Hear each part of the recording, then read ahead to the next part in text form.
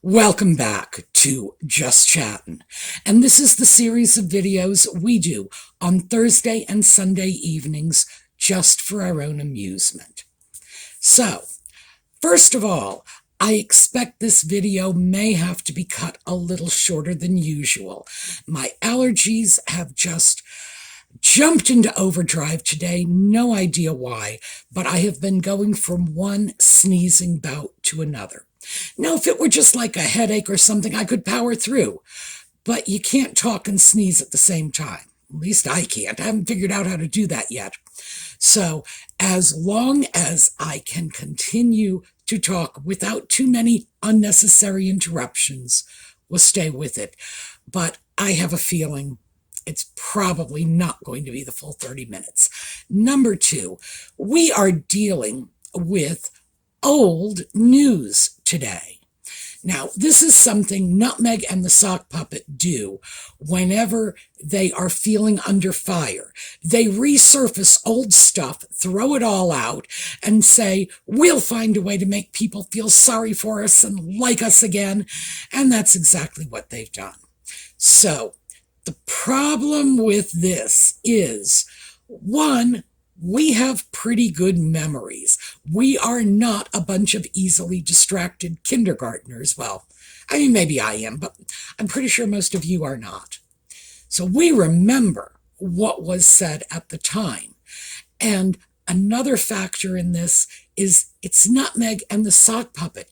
They can't take a trip to the toilet without making a pap call and getting their pictures blasted on the front page. So we have boatloads of indisputable documentary evidence of what actually took place at the time. So when we come back, we are going to dig into the old news, the issues we thought we had heard the last of 3, 4, 5 years ago.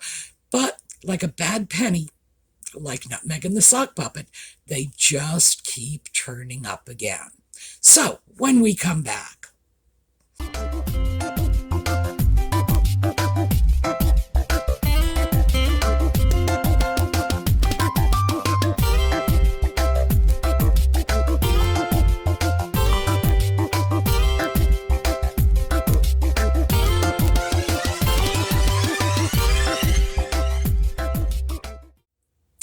That little break was very convenient for me because I got a chance to blow my nose. How lovely. All right, the biggest story that has come out in the past couple of days is the Sock Puppet's allegations. And these are new. These allegations were never made at the time.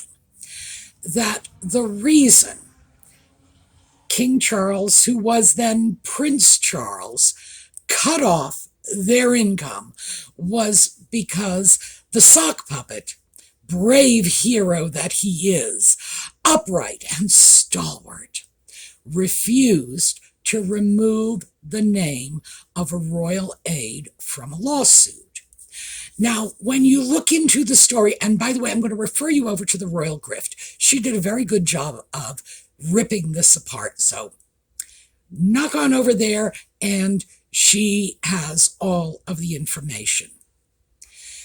Turns out that the palace investigation into this particular royal aide indicated that there wasn't likely to be any involvement in the leaks that had anything to do with this aide. And I have no idea if Prince Charles had asked the Sock Puppet to drop this person's name. It's possible. We're talking about a father and son relationship. They were, in fact, not on terrible terms then, certainly not as terrible as they are today. It's possible. Is there a connection? No, obviously not. Furthermore, the Sock Puppet didn't believe it at the time because he didn't surface this. Now, what did the Sock Puppet say back in 2021? He said, My family has literally cut me off, and you know that because I have mocked him for the misuse of the word literally ever since then. No, Harold, they didn't literally cut you off. Here's the thing. We're talking about a man in his mid-30s who served in the military to some extent. I have no idea what his alleged service consisted of. Many people suggest it was playing video games in a bunker, but be that as it may, he did at least put in the time. He has no real gainful employment that anybody can figure out. I mean, whatever it is he allegedly does for a living is a complete mystery to the entire world. And Family Guy very nicely summed that up with their comment, millions for doing something nobody knows what it is. So the fact is that he expected that his family was going to support him for the rest of his life, even if he went out and made millions on his own, which was the plan, and did not do anything to further the interests of the royal family. This is someone who believes that he could go on a dog and pony show around the entire country, well, our country, complaining that the royal family are a bunch of racists who just were jealous of his beautiful wife, and they were still going to support him. He believed he could pack his bags, move halfway around the world, get involved in other people's politics, and his family was still going to support him. So yeah, let's start off with this is entitlement at its finest. It really is. Why did he say they had cut him off back in 2021? Well, he didn't come right out and say, but the implication was that they were angry because he and his glorious little nutmeg had left the fold.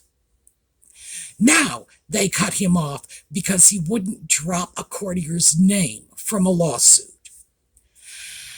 The fact of the matter is that they were supported by Prince Charles, money out of the Duchy of Cornwall, and this went through until the middle of 2020. So, to the tune of $750,000, by the way.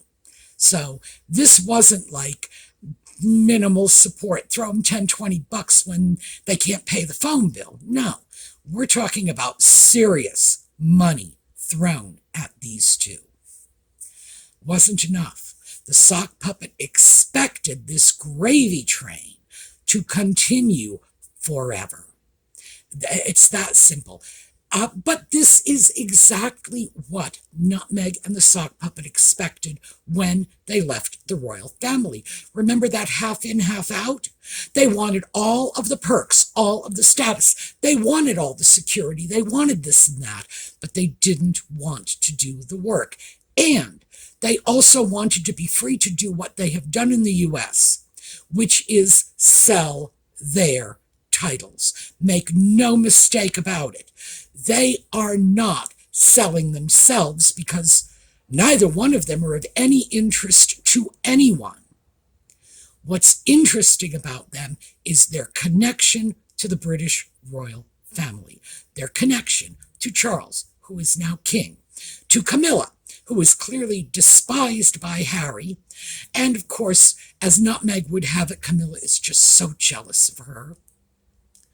Their connection to William, who is one day going to be king, who I would imagine is probably not even going to let his brother in the country for his coronation, never mind let him walk into the church.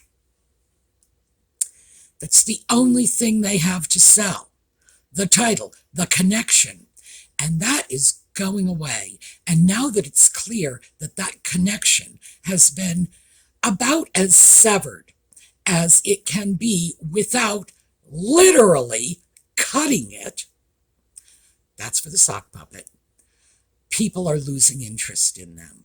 So they have to find a way to gain the public sympathy once again. Now, they're completely out of touch, completely, because the sock puppet and Nutmeg, and I don't think the sock puppet, good Lord, I don't think the sock puppet gets out of bed in the morning without her permission, so we have to assume she's knee-deep in this. The sock puppet and Nutmeg are now contending that they were cut off because they wouldn't back away from their criticisms of a royal courtier and bringing that into the courts. They might well think that will resonate with Americans.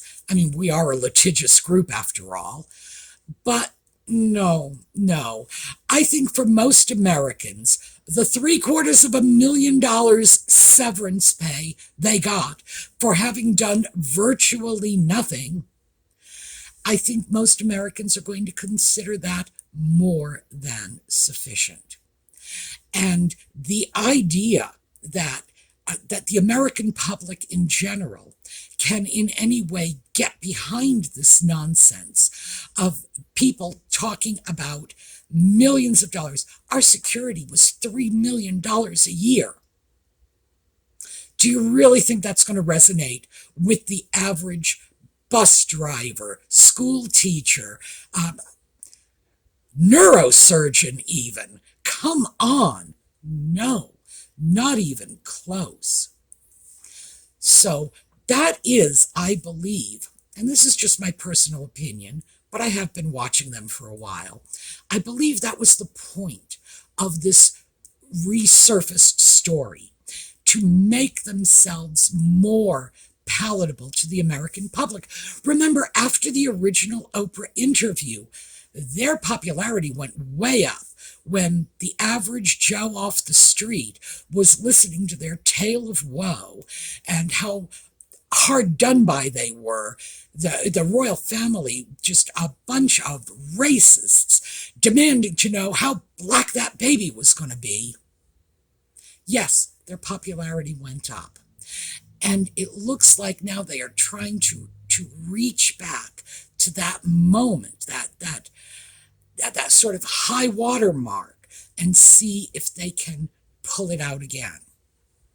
The reason I say this is not the only story that has come from out of the blue lo these many years ago. This one is from 2020. Another story recently came out, and I believe, well, I will cite the source in here. Off the top of my head, I'm not going to be able to tell you what publication it came from. It is in the sources. Another story, and this would have been in early 2018, about how People Magazine, came to me. People Magazine is telling a story about how Nutmeg gracefully salvaged an interview after a mix-up. So here's the story. All right. Even the title is more substantive than the actual story. Nutmeg was interviewed before her marriage to Harry, and the interviewer had switched scripts, and he apologized, and she said, "Oh, that's okay." That's the story. I know you were waiting for more. So was I. That's the story. Interestingly enough, at the very end of this non-story, they mention that although Nutmeg had not yet even married into the royal family, Catherine was not called upon to do any speaking engagements until after she had been married into the family for a year. I presume what Nutmeg's people are trying to stress in this is that she was just thrown out there. Well, there are two sides to that coin. I would say this supports the position of the royal family, that they did everything in their power to include her from the get-go, that they pulled out all the stops and fast-tracked her in. Remember, that is what they said. So we already know from contemporaneous references that this was their intent. Now, Nutmeg is switching it up to try to make it seem like they had sent her out there with no preparation. Well, I wonder what low those many years hanging around the periphery of Hollywood was. If a so-called experienced actress, and no matter how untalented she may be, cannot manage to cover a little gaffe in a presentation, well, I guess she probably didn't learn much from her time hanging at Tinseltown, right? All this stuff and nonsense is trying to incite pity and sympathy. We are supposed to feel sorry for them. We are supposed to be brought back to some sense of how awful it was that they were cut off without a dime.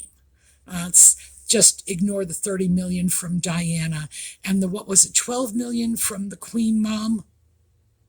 Well, other than those many millions, they were cut off without a dime, literally. They want us to feel sorry for them yet again, because these two are not happy unless they are playing the victim. Now, what I alluded to when we started this video, and I'm going to throw this in here. This is the sock puppet. This is the sock puppet's voice, the sock puppet's words. Here you go. And this was years in the making. The family and their people knew that we were trying to find a different way of working for a minimum of 2 years. Minimum. That's right. They were plotting their exit from the UK for, in his words, and he stressed this, a minimum of 2 years. That means they had virtually begun plotting their exit from the moment they became engaged. So if he's saying a minimum of 2 years before they left, and they left in early January 2020, minimum of 2 years takes us back to early January 2018. They were married in May of that year, and apparently they had just become engaged a few months earlier. And he stressed minimum.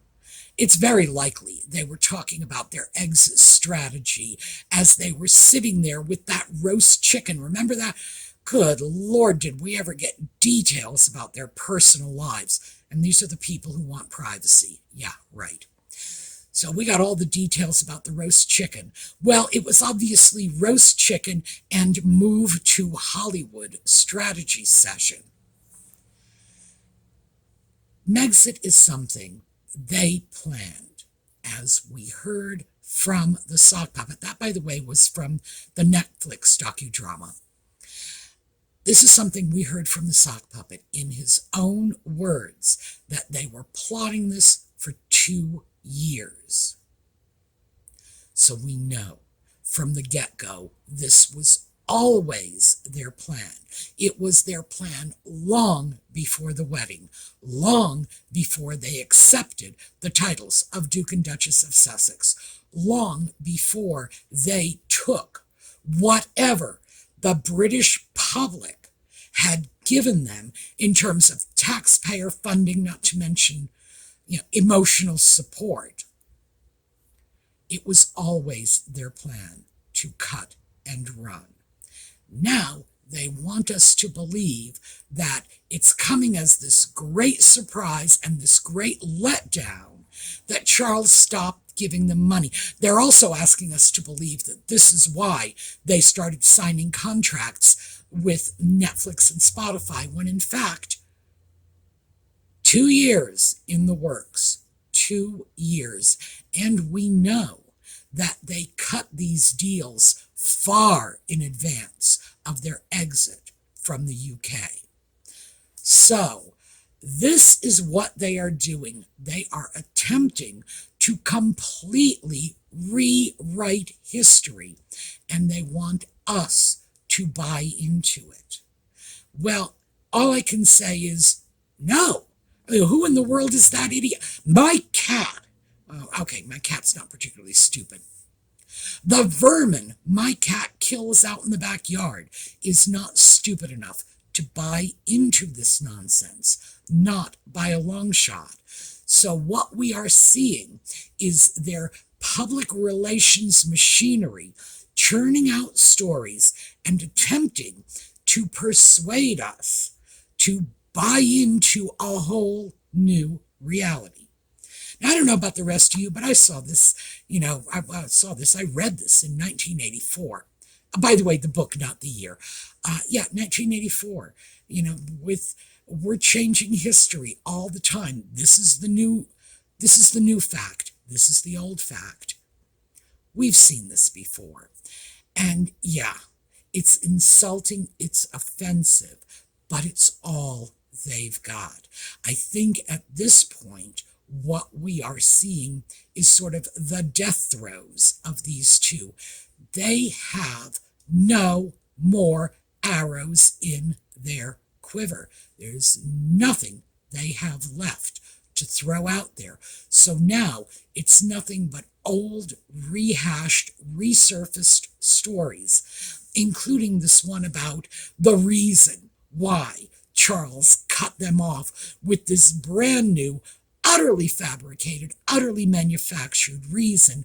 If this were actually the reason, we would have seen that courtier's name in lawsuits going back to 2021.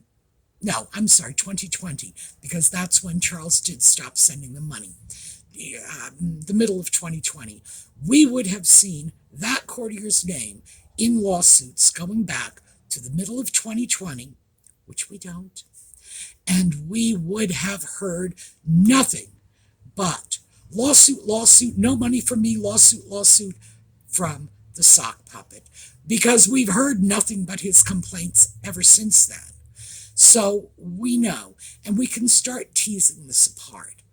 The thing that is remarkable to me is all of these so-called independent media outlets who are allegedly investigating this nonsense. And by the way, no documentation, no named sources. So what does that tell you? And I've said this before.